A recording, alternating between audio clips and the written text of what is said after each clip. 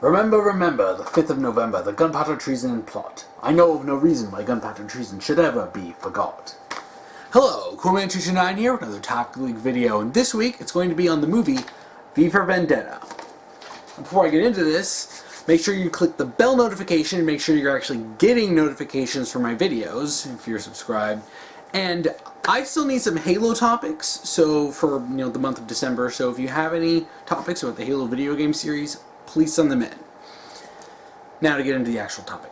This week's topic was submitted by Tumblr user jaune-valjeen, and her topic is Good Parts, Bad Parts of V for Vendetta. Now, talking about this movie is a little odd. I wanted to be a lot more positive about it.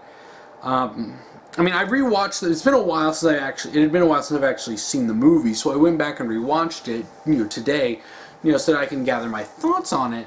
And there's always been things that bugged me about the movie, and I mean, there's some obvious stuff, but I couldn't really pin it down until I rewatched it, specifically looking for good parts and dumb parts. I'll get the good stuff out of the way, because I have more expansive things to talk about with the dumb stuff. I like the cast and I like the acting. You have actors like Hugo Weaving, Natalie Portman, John Hurt, Stephen Fry, and they're great, and honestly I like their performance and I can't complain. I think that John Hurt did a very good job as Chancellor Sutler, and Hugo Weaving did amazing for acting V out, though there's issues with his character that I'll talk about in a little bit. I like the action scenes when V is fighting. At some points it did feel a little out of tone, considering that he's basically the only real big fighter in the movie and everyone else is just sort of regular person. I mean, I enjoyed the action themselves. It's mainly that final action, which is funny. I really liked the final action scene, like it's V versus the policeman under oh gosh dang it, I keep forgetting all these names. Darn. But he was the guy who was, I can see his face, I can't remember his name, but he was the guy who was more or less second in command to Sutler. But he when versus V versus his men, and he pulls out, he takes all the bullets and he pulls out his knives and he kills them all. Then he kills that guy Creedy, that's what his name is. V versus Creedy's men. Yeah, I remember thinking Assassin's Creedy, but anyway, I like that. Even though it's funny, when I was watching the movie, by the time I got to that, I just felt like it felt a little. I knew it happened, but it felt a little weird watching that action scene because of all the slow motion stuff. I'm sure that was because of the involvement of the Wachowskis, but anyway, yeah, in terms of good stuff, I'm really trying to think. I liked Stephen Fry's character. I mean, a lot of his character was just sort of but he was mostly coasting on the fact that Stephen Fry is just an entertaining actor. But there was that one skit he did on the TV show with it was a borderline Looney Tunes skit with the Chancellor versus V. That was actually pretty funny. Yeah, I'm not gonna lie, I'm kind of struggling to think of a bunch of stuff that I actually really liked. Well, on to the dumb stuff. The plot of the movie is overall. Oh no! Okay, no. I almost forgot. I almost forgot to say something that I really liked. I liked it. Inspector Finch's character. He was my favorite character in the movie. I would argue that Finch is the most heroic character, even though he starts off being a member of the party, but you find out that he's not just going to toe the company line or the party line just because he's being told to stop investigating, because he's doing his job. He wants to catch V, but his investigation naturally leads him to a lot of stuff that the government doesn't want him to know, and they're just like, stop, and he's just like, I'm doing what you guys want me to do. And he ultimately pushes past this, even though he realizes that this could get him in serious trouble, even going so far as to conspire, talking with another one of his fellow officers, Greg Lestrade. It's the same actor. But And I honestly think that the movie would be far better if it was all from, if the main perspective was from Finch and V. I mean, shoot, you could take Evie's character out. If you just had, V's characters are sort of like being a pseudo antagonist, sort of anti-villain with Finch trying to track him down. I feel like it probably would have been a more enjoyable movie because I liked Finch's character far more than I liked Evie's character, especially in the last half of the movie when her character gets totally wrecked. But I'm going to talk about that now.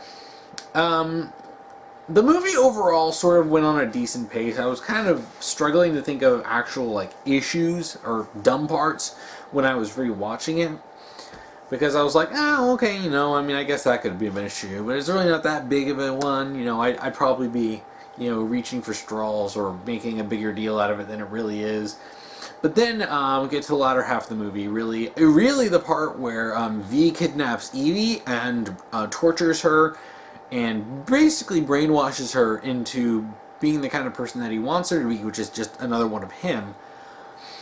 And, oh boy, does that not sit well with me. I mean, I never liked it. I was always uncomfortable with it, but I realized why it was so uncomfortable with me. Apart from that whole section more or less taking a total break from the plot, and I'll talk about the exact details of that. It's overall portrayed as a good thing, and that's really what bugs me. It disturbs me, really. That's the best word. The part where V kidnaps Evie, shaves her head, sticks her in a dirty cell with a rat, feeds her a slog for food, and does this for a decent amount of time. I don't think we get any specific like numbers on how long it was, but it was a decent amount of time, and then afterwards V's just like, oh, okay, you're free now. And Evie comes out and she's just like, what the hell did you do to me? And he's like, well, I had to test you. And she's just like, you tortured me. And he's like, I made you a better person. And Evie reacts reasonably. She's like, you're a monster. You're evil. And I'm just like, yeah, because he's basically being the same kind of, nut job that he's fighting against. For a guy who's supposed to be, anarchist, he's, he will use, propaganda really, and forcing her into the kind of position that would brainwash her into being the kind of person he wants her to be, which is a person who has little to no qualms with doing horrible things because, oh, I removed your fear.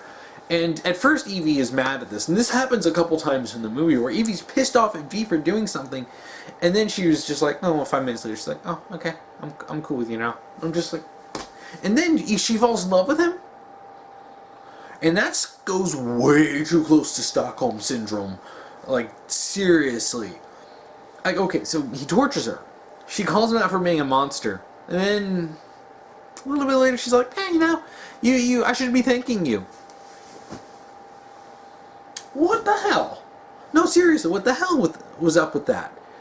He tortured her. She has every right to be mad. She should have gone off. In fact, I wouldn't even have blamed her if she turned against V. She was trying to do that anyway. I mean, shoot, he basically sent her to a rapist priest as bait. And sure, yeah, he jumped in before anything actually happened, but still, he was using her as bait for that. And ultimately, every time he does something like this, she's mad for 5 seconds, and then yeah, alright, no, I'm cool. It's like they didn't want V to be, the a-hole of the movie, but he really was. And I wouldn't have as much of an issue with it if they truly pointed out that he was such a horrible person. But the movie ends up totally glorifying him, and its main message is basically V was right about everything. V is a wonderful person. His ideas will live on in us. And remember when Evie was giving that speech of V is all of us to Finch, and Finch is just like, okay. It was, and basically she just became another V, and it's like her actual personality was gone, which is annoying. But overall, V starts out being like quirky. He's sitting there putting on these performances, doing all these vivaciously verbose. Okay, I don't remember the exact speech, but he has a whole sentence where every other word is a V word. And, he does these weird things. He cooks in his full outfit. He's cooking with eggs on toast and stuff. And he duels with a suit of armor, an empty suit of armor, pretending to have a big dramatic fight. He watches old movies and quotes them verbatim. Like, there's some weird, quirky, and even downright just goofy stuff with V. But then you get to the parts where he's willingly trapping, torturing, and brainwashing someone in order to become the same kind of revolutionary he is, and yeah, gotta draw the line there. And it makes me so mad that it's funny, it's so bad because he's basically being the kind of monster that he hated. And the movie never even bothers to really point this out because they're too busy, trying to glorify V. Even Evie's not even allowed to be mad at him for more than 5 minutes because V's got to be the good guy. Even though, honestly, I thought he was pretty bad by the end of the movie. I mean, sure, he wanted to destroy the government. Alright, it's evil. They're, a totalitarian regime, but if he wants anarchy, that swings too far in the other direction. Because, you have on this side of the spectrum, you have totalitarianism, it's control. It's the concept of security gone way too far. On the other side, you have anarchy, it's the concept of freedom taken way too far, where there's no rules. And I'm sorry, but it's not about one or the other, it's finding the right balance, for freedom and security, and this is just like, nope, blow everything up, this is the right thing to do. When it's dumb because he killed Sutler and Creedy, and he took out he took out numerous other primary party members, and the whole Northfire party would have been totally, crippled. There's nothing they could have done. And as long as you keep attacking them, there's no point in constantly blowing up the parliament.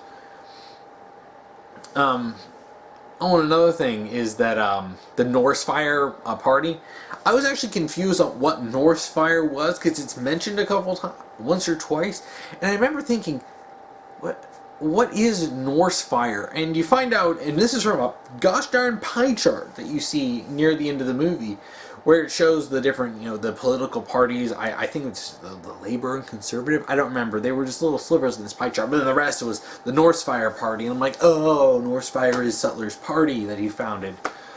I'm like, oh, okay. But going back to that one part where Evie gets kidnapped, one thing that really bugs me about this is that it actually is less about Evie and more about the story of this lesbian actress. And the movie spends a good amount of time on this side story. And there's a number of things wrong with this. One, it's taking away focus from Evie, who is primarily one of our main characters, and I think of us effectively our protagonist. And it was drawing up this overly long and overly flourished story, trying to focus on her. I don't even remember her name. She was such a forgettable character because she's basically forced in your face for I don't want to say 10 minutes. May have been, but it felt like forever in the movie. It was taking a break from the actual plot and focusing on this. And yeah, okay, you're trying to focus on Evie's imprisonment from V, but it focused more on this one lesbian actress, and I really can't remember her name. But you get basically her life story written on toilet paper, and that's the part that made me laugh the most. Like, okay, so V's like, oh yeah, by the way, this woman actually existed. And honestly, I think it would have been far better if it turned out she didn't exist, and V just made up the whole story like Evie thought, because he was, trying to come up with some crazy story. That actually probably would have worked better. But then V's like, oh no, she was actually real, and no, she was in my prison. And V's like, she was in your prison cell next to you. And I'm like, wait, what? When was this established? But I'm like, no, she actually wrote down on toilet paper. Where did she get a pencil or pen or whatever writing utensil with this? How did she write on toilet paper? And it's implied that she pulled this toilet paper out of the, a toilet, and you waited for it to dry off, and it turned into these really nice, crisp, smooth paper? Yeah, no. No. And it wouldn't be white, particularly out of those dirty toilets, and there's so many issues I have with that. And then it tries to make it where she was V's motivation. V's motivation changes numerous times in the movie. Okay, so you're first introduced, okay, you think he's the revolutionary versus the totalitarian government. Alright. Then it's like, okay, no, he was a government experiment and now he wants revenge. Okay. And, a lot of these big major party members were involved in it. Okay, alright, that's fine. It's personal with it. Oh, no, I did this for this lesbian actress who was in my cell next to me, who wrote her life story on toilet paper and gave it to me. When you say it out loud, it actually sounds even dumber, the events here. And it's like, okay, I know they're trying to be all meaningful, but this is where problems you end up getting problems with the whole, they're trying to be deep and meaningful, and it's like, sorry, you kind of sidetracked the actual main plot for this part of the movie. And frankly, if you cut her out, if you cut all that story out, you wouldn't lose anything. In fact, you would probably improve it, because V's saying, oh, I was doing this for her, and I'm like, why? And it almost feels weird, because it's like, instead of the whole totalitarianism, it focused more on trying to push, oh, well, they're all homophobic. Well, yeah, they kind of established that early on in the movie, but is that supposed to be the main focus? I mean, Stephen Fry's character reveals that he's gay too, and he also has a Koran. They make a big deal out of that. I mean, did that become the focus? It just sort of ends up getting dropped near the end of the movie when the actual final act starts kicking in. And I'm just sitting there like, what was up with that part? I mean, he cut all of that whole section out, and frankly, the whole thing about V torturing her, either you actually portray V as the villain he is, because at some points he skirts the line of being sort of vigilante anti-hero to anti-villain, at some points dipping into actual villain, doing horrible things that only serve himself. Like, he wanted Evie to be the next, I mean, I'm guessing, it doesn't exactly say, but he wanted Evie to be like him, with no fear. And what's so stupid is that he proved that she would have done this regardless of what he had said or done. All he did was he tortured her to prove a point that would have been proven had she been literally captured by the actual party government. So there was no point in removing her fear, because she really didn't seem to have it to begin with. If she was already put in that situation, she would have discovered, the severe bravery that she had in there anyway. And just, and then the romance between Evie and V, that was just so dumb. It wasn't needed at all. But what makes it super dumb is that after all the horrible things that V did to Evie, she turns around and she's just like, but I love you. And V has to back off, meaning like, no, no one could love me, I'm not long for this world, kind of a, it's all about him. Yeah, no. And it was so creepy and weird and inconsistent, and her character basically just would do different things just because. And that whole last part, like that last hour of the movie, it's like a 2-hour movie.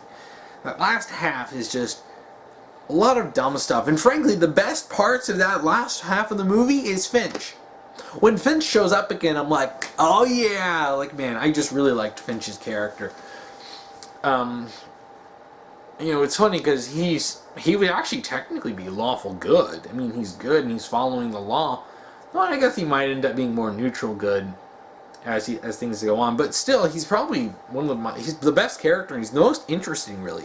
A member of the party for almost 30 years, experienced inspector, but then as he starts learning more about his investigation and they're trying to track V down, he ends up realizing that there's a lot of problems with the actual party, and there's a lot of skeletons in the closet, and he's becoming he has to get over it, but he starts becoming more willing to look into this and expose it as time goes on until he basically lets Evie blow up the train car because he realizes the government's messed up, and that he's a far more interesting character, and I already mentioned that, but I really like that. But another problem is near the end of the movie is that it really starts getting like faux philosophical, and I was getting flashbacks to like Matrix Revolutions and the Matrix Reloaded of those big flowery speeches that they would make that would ultimately mean nothing, and it just felt like they were trying to really sort of hammer in their philosophical points, and it was just like, just stop. And at the end, it sort of, particularly when everyone gets a mask and the hat and stuff, and they're all walking around with it, and you have the big crowd, and they start taking off their masks, and you start seeing some people, all right, some people we had seen in the movie, and then you see characters who we know are dead, including Stephen Fry's character, pull off their masks, and you're just like, I know the first time I saw the movie, I was sitting there like, what? Did they die? Especially that little girl with the glasses.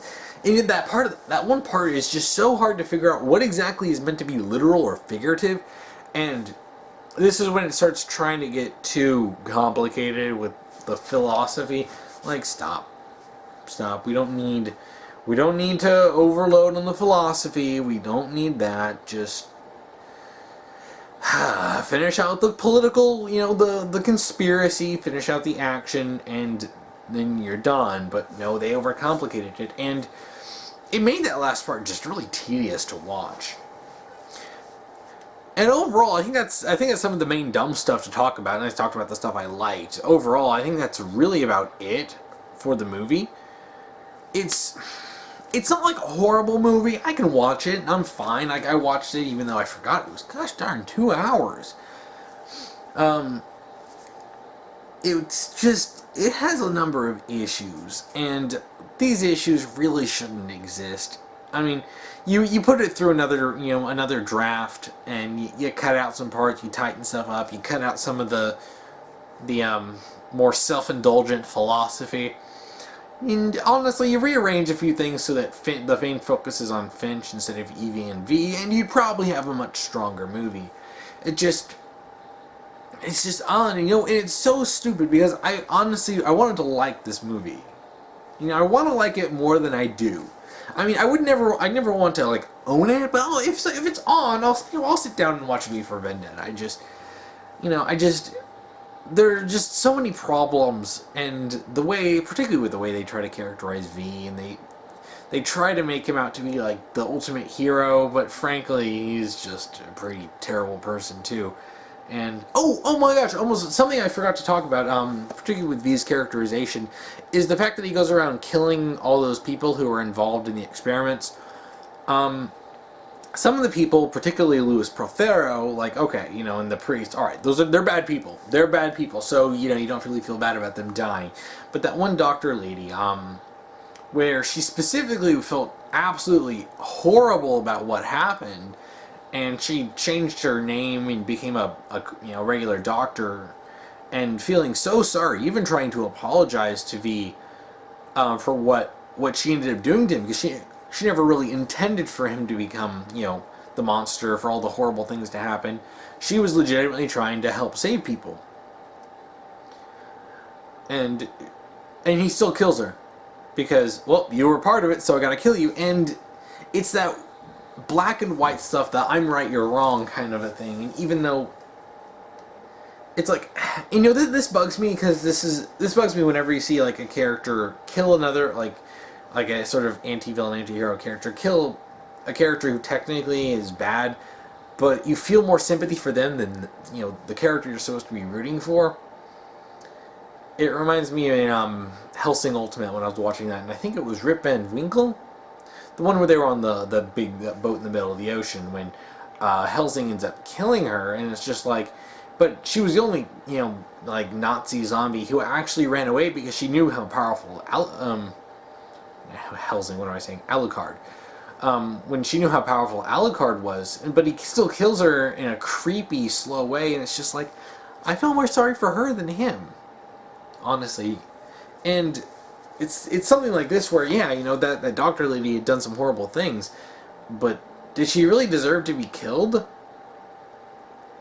I mean, sure, if you're going by V logic, where V is always right, then yeah, but what about all the other dozen people that he killed? How are we supposed to know that they were actually as bad as Louis Prothero? Or, you know, creepy rape priest?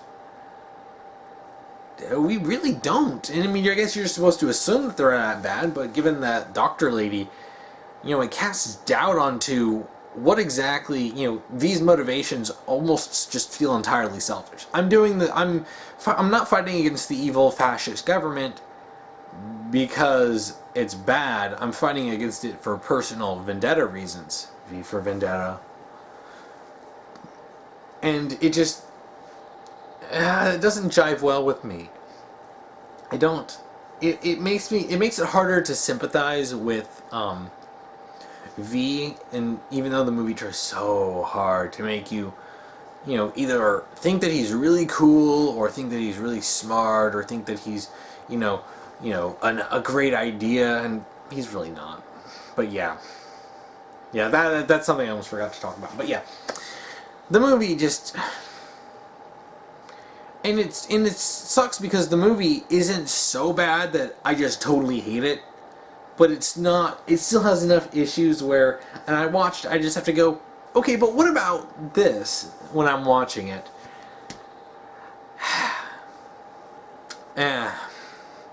Well, I mean, it is what it is, and I have already laid out a few ideas of what I would have changed, but yeah, so I think I'm going to end it right here with this one. If you want to submit a topic to me, you can, if you're on YouTube, you can simply comment below. If you're on Tumblr, you can send me an ask and do topic, and whatever topic you want me to talk about. Just make sure to follow the rules I'll be posting down below. And also remember to send me some Halo topics so that I have some topics to cover for the December month. If you want to watch last week's topic video, you can check that out here. If you want to watch next week's topic video, you can check that out here when I get that done. And thank you for watching.